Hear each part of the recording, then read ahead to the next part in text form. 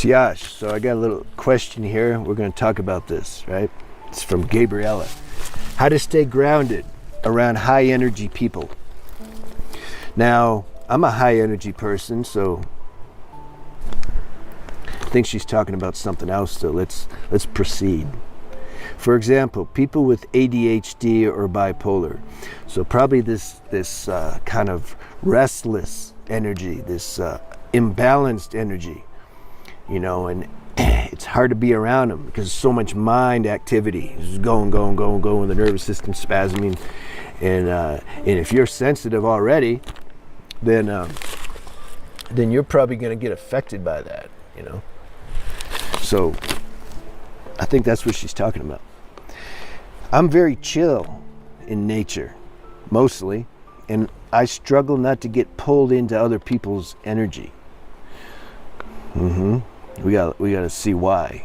Why are you around people that give a toxic effect? Is it because your mind's telling you should be more spiritual? I should be higher and more advanced. I should be able to handle this. And so I'm going to go do it because I should be able to handle that. But is that truth? Is that what Spirit's telling you to do? Is it telling you? Is it talking or is your mind talking? This is the thing that we have to discern, I feel weird afterwards, after being around these people's energy. It takes me ages to come down. Then I crash and burn. What is that? I feel I lose my authenticity also. Okay, so it seems natural if you're around that level of energy that you're gonna feel a little weird, and then, but here's the thing. It says it takes me ages to come down and then I crash and burn. Why does it have such a strong effect though? Why can't you recover after 24 hours or something? If you're around a toxic person, you leave or you finish whatever business you had to be with them, and then I go, oh good, no, I'm not around them anymore, and you start to recover. But it's you're saying it's taking ages to come down. I wonder why that is. It must be some self-talk that's going on when you leave. Maybe your mind's beating you up again, saying, I should be able to handle this. What's wrong with me? Why do I get pulled into this? And then tomorrow you go do it again, maybe. Yeah, I feel in this situation, you shouldn't be around those people. And forget about the spiritual shoulds. It's about wisdom. It's not just about, you see, spirituality is not, it's not just peace and love. There's wisdom that goes with that. The consciousness directs us where to go, what situations to be in, who our partners should be in, relationships and friends, and where we should work and all that stuff. It has to match where we should live, what's our environment like. I wouldn't want to live in like Manhattan, New York. I like nature. Am I running from Manhattan? Should I go there just to prove I can do it? Some people do that. Now, I don't need to prove anything. If I'm supposed to go to Manhattan, New York, there must be a really strong reason and purpose that I'm going, and then God will give me the power and strength to take care of that, to handle that, But right now, God has me here. And this is better. And I like whatever's best. I feel I lose my authenticity also. Yeah, because it sounds like you're compromising. It sounds like you're being in a situation where Spirit doesn't want you to be in. And so then there's a feeling of like you're not being authentic to your truth. Now, what's the justification and rationalization, assuming what I'm saying is true? Why are you in that situation? What does your mind tell you and trick you with to get you to stay in a situation that it seems very clear here your Spirit doesn't want you in that situation? Let's read on. I can go to the place inside me that is the witness to all this playing out. I can focus on my breath, but still, it gets me every time. Meaning, you still get pulled into this energy, and then it takes you ages to recover. I'm paraphrasing. So this seems to be my biggest struggle. Yeah, we all have something. I say we either have family karma, health karma, financial karma, relationship karma. Those are the 4 categories that I see get played out. Now, some of us have a couple, maybe all, but one predominates. One, it's like the karma is really concentrated in that department. So check and see which category you belong to, and then focus on that and ask God to help you with that and show you the way. Say, look, this is my weak spot. The karma's really strong here. I don't have the power to figure this out. I don't have the power to even not engage in it. So God, you need to help me. You have to surrender there to get the help. You have to admit, like, I can't do this anymore.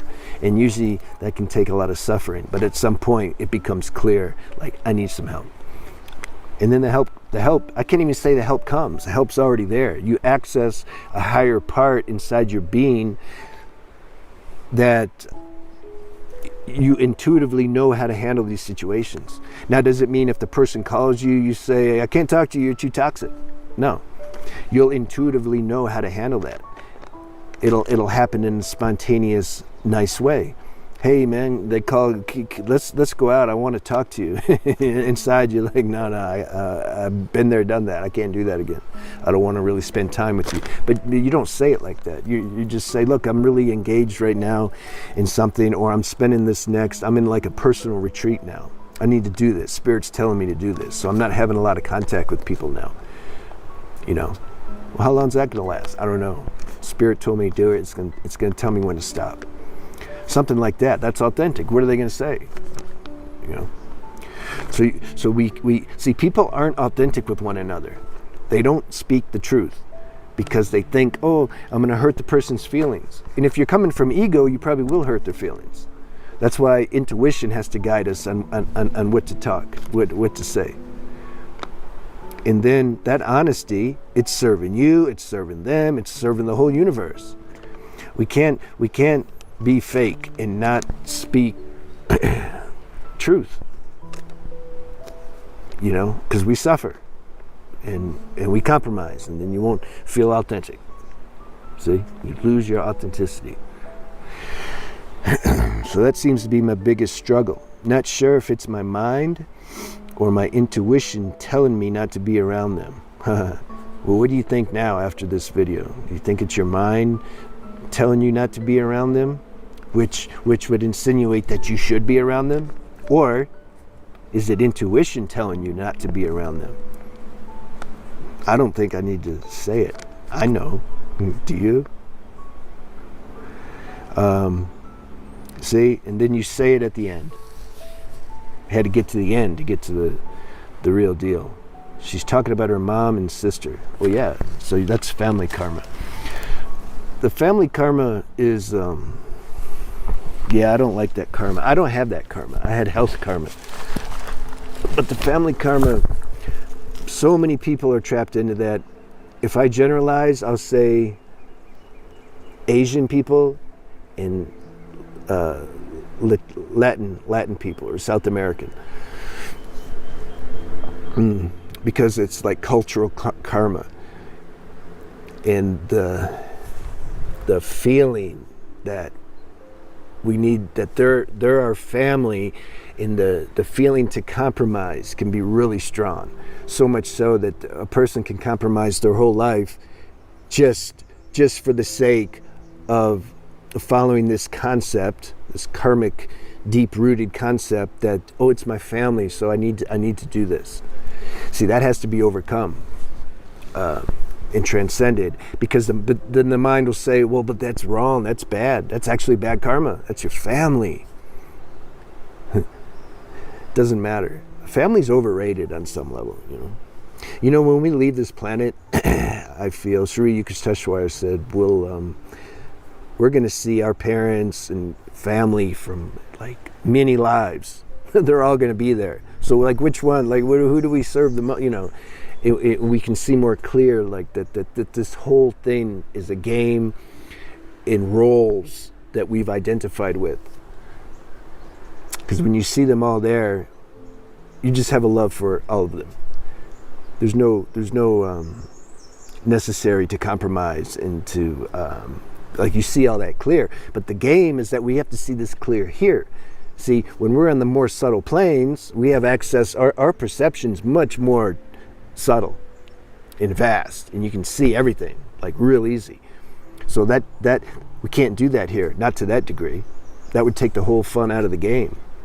I don't know how fun it is for everybody, but so that's part of the deal. That's what it means to wake up to our true nature, which we can't totally ever do, not if we're in this body. There's always going to be some limitation, but we have to be able to see at least enough to where we don't feel compromised, in that we're living from the authenticity that our inner sanction is trying to encourage us to live by. So yeah, you need to, I feel like I've touched on enough points to where you can just contemplate on this and see and ask for this inner direction. See, it when that karma's involved, then you ask the question, how do I know it's my mind or intuition talking? You see, it's not clear because the karma like blocks it like distorts stuff because of these ideas and concepts we have around family and how we're supposed to be and all that. You have to somehow step over those concepts so that then you can see the truth, because then you'll be at a higher vantage point and you're not going to be clouded with the concepts. You can just look at stuff, you know. I think you're a medicine sister. Yeah, if you do some medicine, I think that would be that would make things clear. But it's not necessary. You can do just with sober seeing. Ultimately, we have to do all this at some point sober. The medicine can give a kick and kind of it can kickstart our deeper intuition and knowledge, intuitive powers, but then the medicine wears off and we come back into our normal routine of concepts. So that's why I say, I know from experience, like the medicine is not a loophole. We have to do this in a sober state. But the medicine can be, you know, God put that here. It can be a tool. We have to just see what happens. But yeah, let me know what happens with your situation. Just take a break. Tell them, like, you know, you got to take care of yourself. Like, how much more time are we going to be on this planet? I don't like to waste time. This whole life just goes by like that. I'm 47. Like, where's it at? Like, it's the same thing when we take our last breath. It's like, what happened? It's gone. So use your time wisely. All right. See you.